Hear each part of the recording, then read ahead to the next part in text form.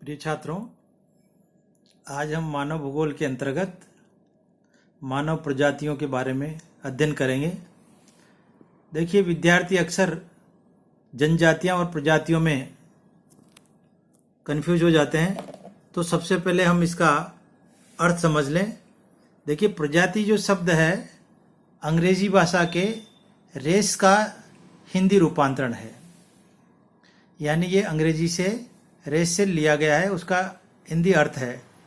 इस शब्द का सर्वप्रथम प्रयोग 1570 ईस्वी में फॉक्स नामक विद्वान ने अपनी पुस्तक बुक ऑफ मार्टिर्स में किया था। अब इस रेस शब्द की उत्पत्ति इटालियन भाषा के रज्जा से हुई है, यानी इटालियन भाषा के रज्जा शब्द से रेस शब्द की उत्पत्ति हुई है, जिसका अभिप्राय होता है परिवार, वंशानुरूप अथवा नस्ल से।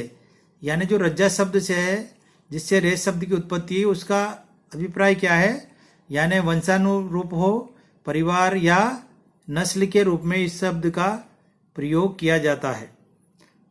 तो इस प्रकार कहा जा सकता है कि प्रजाति शब्द से अभिप्राय एक ऐसे मानव समुदाय से है जो समान शारीरिक लक्षण, समान रक्त वर्ग और समान प्रजनन प्रक्रिया को उद्बोधित करता है।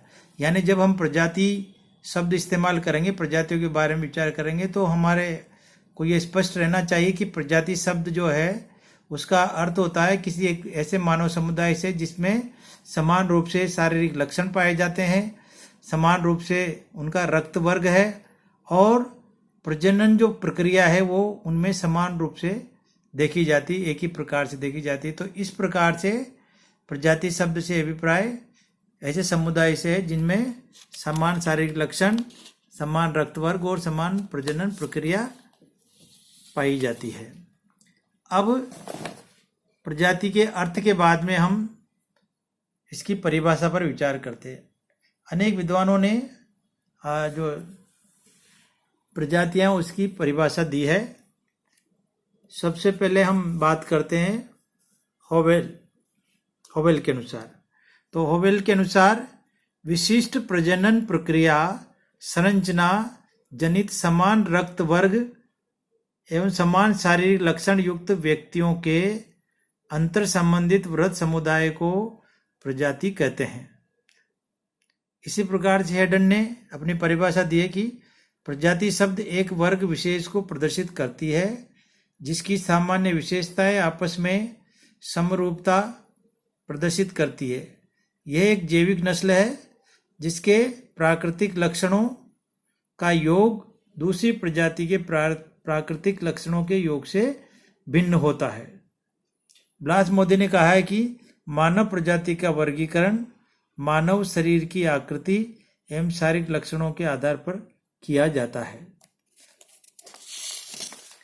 इसी प्रकार से कोबर मोदी ने भी प्रजाति शब्द को परिभाषित किया है। कोबर के अनुसार प्रजाति एक मान्य जैविक अवधारणा है।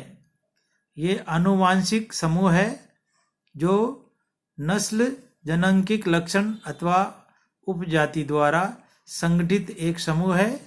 ये मान्य सामाजिक सांस्कृतिक अवधारणा नहीं है।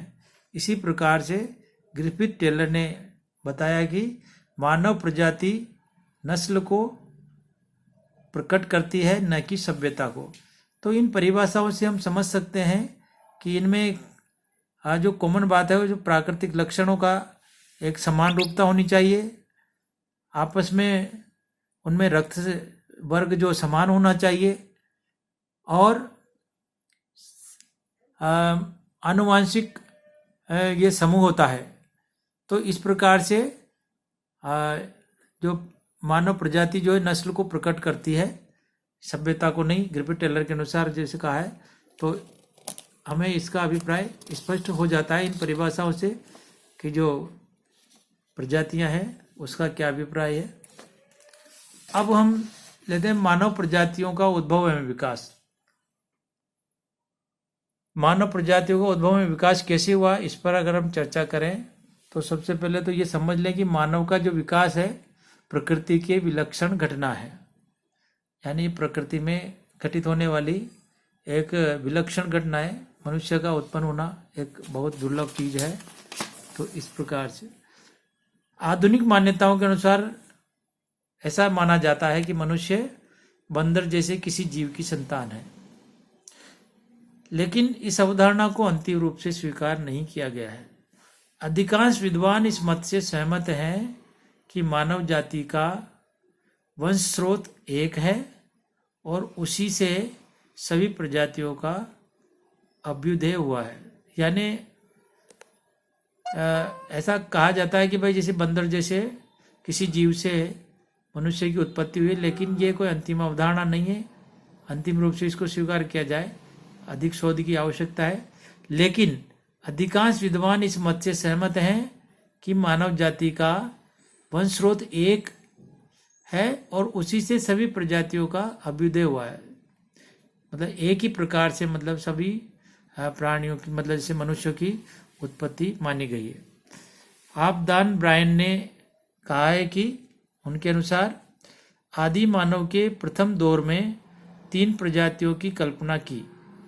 इनके अनुसार भूगर्भी काल के तृतीय कल्प तक आदि वंश से पिग्मी प्रजाति का अभ्युदय हो चुका था, जिससे अन्य प्रजातियां अलग होकर अस्तित्व में आई। यानी जो आपदान ब्रायन है, उन्होंने ये कहा है कि मानव के प्रथम दौर में 3 प्रजातियों की उन्होंने कल्पना करी है। तो भूगर्भी काल के तृतीय कल्प तक पिग्मी प्रजाति का अभ्युदय वो मानते हैं, और जिससे अन्य प्रजातियां अलग होकर वर्तमान अस्तित्व में आई। तृतीय कल्प में हिमालय पर्वत के अस्तित्व में आने के बाद मध्य एशिया का आदि मानव जलवायु के शुष्क हो जाने के कारण अनेक समूहों में स्थानांतरण के लिए बाध्य हुआ, और इससे अनेक प्रजातियों का अभ्युदय हुआ। यानी तृतीय कल्प में हिमालय पर्वत जो अस्तित्व में आ चुका था, उसके अस्तित्व में आने के बाद में जो मध्य एशिया में जो प्रजातियां रहती थी, तो वहाँ जलवायु शुष्क हो गई, वर्षा वगैरह नहीं होने के कारण से, और शुष्क जलवायु जाने के कारण से उनका स्थानांतरण एक अवसंभावी हो गया। इसके कारण से वो स्थानांतरण को बाध्य हुए, और इसके कारण से अनेक प्रजातियां, मतलब अलग अलग क्षेत्र में जाकर और उनका विकास हुआ। भौतिक परिवेश के बदलते रहने के कारण मानव समुदाय नया रूप सा धारण करता गया।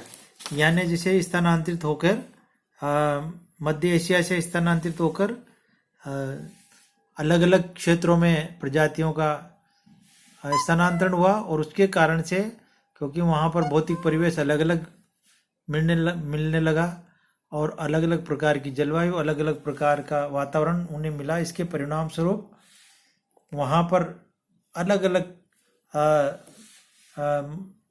शारीरिक विकास, शारीरिक गठन, रक्त वर्ग का विकसित होने के कारण से वो नए नए समुदाय के रूप में विकसित होता गया और नई नई प्रजातियां हुई। तो इस प्रकार से मानव प्रजातियों का उद्भव एवं विकास संभव हुआ। धन्यवाद।